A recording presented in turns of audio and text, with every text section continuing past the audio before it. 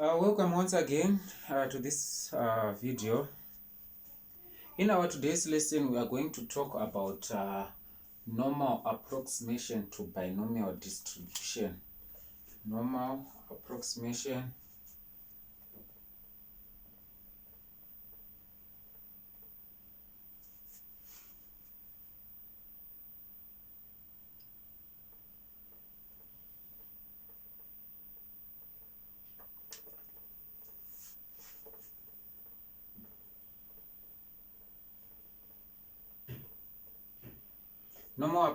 to binomial distribution, right? Remember, from our binomial distribution, if x follows binomial distribution with np, right, we can approximate this binomial distribution when n is large and p is small, right? So when np is greater than 5 and when nq is greater than 5, remember q here we get it from 1 minus p, which is our probability of failure. If np is greater than 5 and nq is greater than 5, we can approximate this binomial distribution using normal distribution. Then from normal distribution, x follows normal distribution with mu and variance. Then now we can use normal distribution with e of x equals to mu, that's our mean. So if this is the mean, we can find our mean from binomial saying it's np. Remember, mean expectation of binomial distribution, it will be np. Then variance of x is equal to, here we have from normal distribution it's sigma squared, then from binomial distribution it's npq, right? So this is these are the conditions that we use to approximate a binomial distribution using normal distribution. Now this will be x follows normal distribution with np and npq, mean and variance, right? So remember the conditions when np is greater than 5 and when nq is greater than 5. When n is large and p is small, that's when we approximate binomial distribution by normal, right? Let's say under this approximation, before we have an example, we use what we call continuate correction. We use what we call continuate correction, where we will be using either 0.5 or half to add or subtract from the given variable. Let's take, for example, we want to find p of x is less than 3. P of x is less than 3. Our continued correction will be p of x is less than, we subtract 0.5. Since it's less than, it must be less than by 0.5. So we use 2.5. Then number 2, p of x less than 8. P of x less than 8. We use p of x is less than 7.5. We subtract 0.5 again. Then let's say we have p of x is less than or equal to 6.5. Now we have or equal to, p of x is less than or equal to 6. This will be p of x is less than 6.5. If we have or equal to, this one is less than, only we use 7.5 to go backwards. But if there's or equal to, we go to the next number. But remember, we are using 0.5. Then number 4, let's say we have p of x is less than or equal to 15. We use p of x is less than 15.5. Then number 5, for p of x is greater than 9, p of x is greater than 9, we use p of, it's greater than only So that's the opposite of this one. Now greater than, we use 9.5.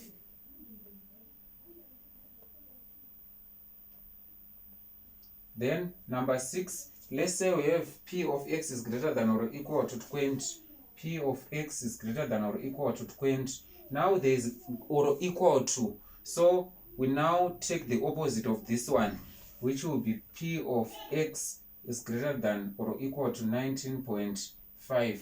That's how our continued correction works. Let's take another example now. Let's say it's p number 7 and 8.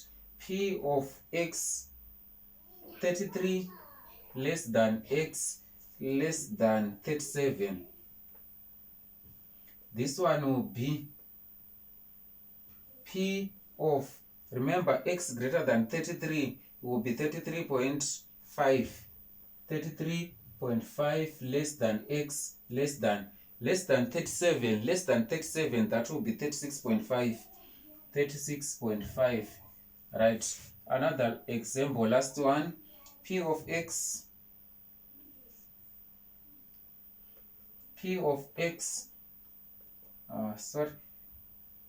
30 less than or equal to x less than or equal to 40.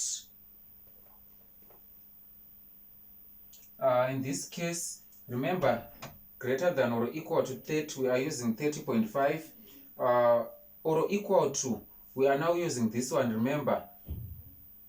And x greater than, we are moving 0.5 units backwards. So this one will be 29 point, P of 29.5 is less than or equal to, less than x. Here we will not use or equal to, less than x less than, this one will be 40.5. So let's say we also have P of x equals to 10. Right, I think that will be the last one. 10, x equal to 10 will be taking between 9.5 and 10.5. Therefore, that will be P of x is 9.5 less than x less than 10.5. Right, so this is how continued correction work. Whenever you are approximating binomial distribution with normal distribution, don't forget to apply continued correction on your probabilities. Right, let's have an example now.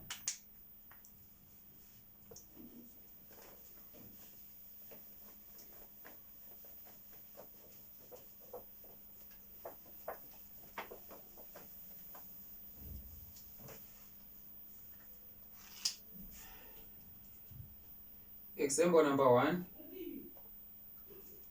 Let's say if x follows binomial distribution with 48 and 1/3, find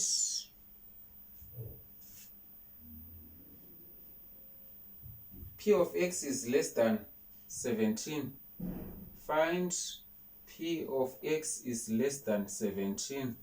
Right, here you can use binomial approximation to a normal approximation to binomial.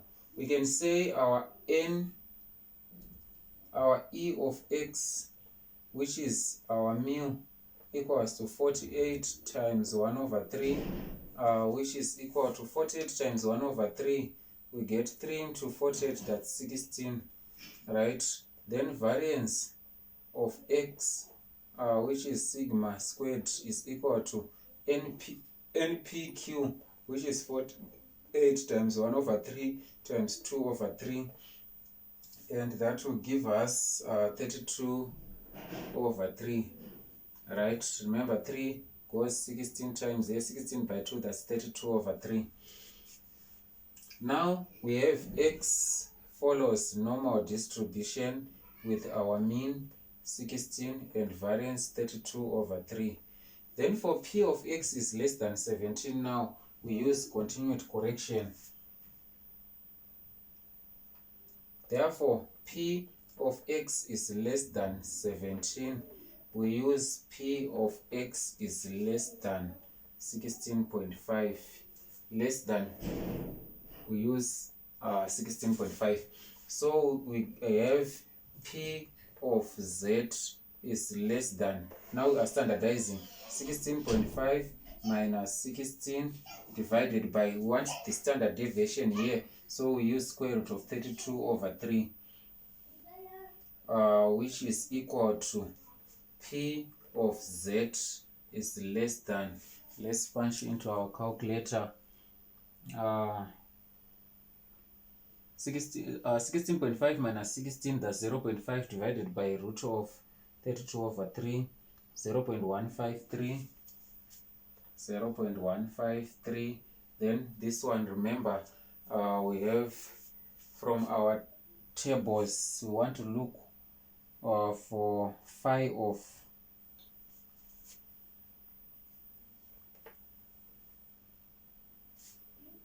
phi of 0.153. Remember, from our normal table, 0.153 here. Then this one, we want this region which is less than. So this is more than 50%, so we use phi of. So from our tables, 0.560, 0.5608. Right, so this is how we find our P of X is less than 17. Right, another example.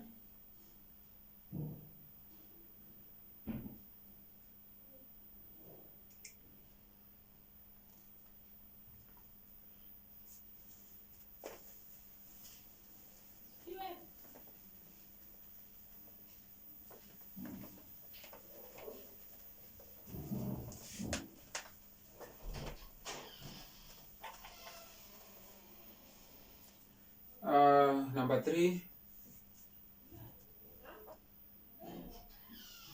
a fair coin is tossed 80 times.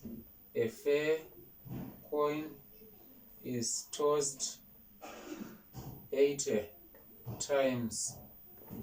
Is tossed 80 times. Use appropriate normal distribution. Use appropriate normal distribution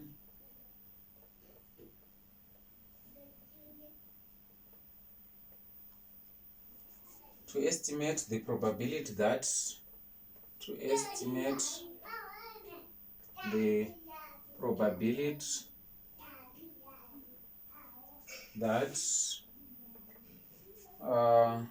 the number of heads obtained, the number of heads obtained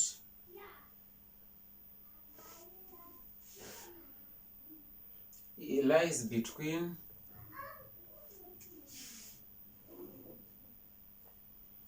between 35 and 45 inclusive. 35 and 45 inclusive.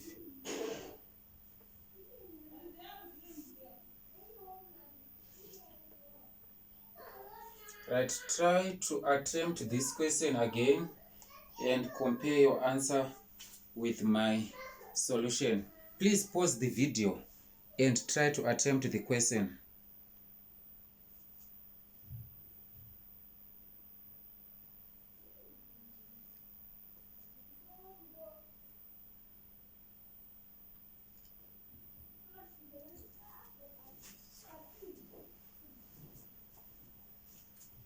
Right, our solution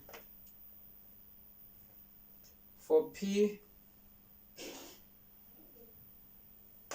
remember we have X follows binomial distribution here with 80 times for n, and probability of getting a head is half. Right, so if our mean is greater than, if our NP is greater than 5, we use approximation. Therefore, if we say NP equals to 80 times half, we get 40. NPQ equals to 80 times half, which is 20.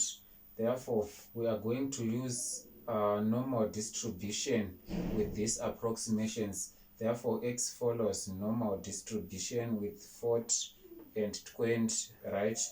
Then for p of x, remember 30 and 35 and 45 inclusive, we have 35 less than or equal to x less than or equal to 45, which is equal to p of 35 minus our mean. We are now using 40 divided by root of 20 less than z less than 45 minus 40 divided by root of 20. But for this one, sorry, I forgot to use continued correction. We are going to use 35.5 and 34.5 and 45.5, 34.5 and less than x less than 45.5. So that will be 34.5 and 45.5. Whenever you are approximating binomial with normal, we use continued correction, right? So in this case, if you punch this in your calculator, we get probability of 34.5 minus 40 divided by root of 20, negative 1.23. Negative 1.23 is less than z, less than 45.5 minus 40 divided by root of 20, 1.23 positive. Then remember, here we use phi of this one plus phi of this one minus 1. Phi of 1.23 plus phi of 1.23 minus 1, which is equal to, from our tables, our phi of 1.23 is 0.8907. 0.8907 plus 0.8907 minus 1. Then we get, if we punch this in our calculator, 0.7814. Right. So that's it for normal approximation to binomial. Try to look for as many questions as you can for practice. Thank you for watching this video. Have a blessed day.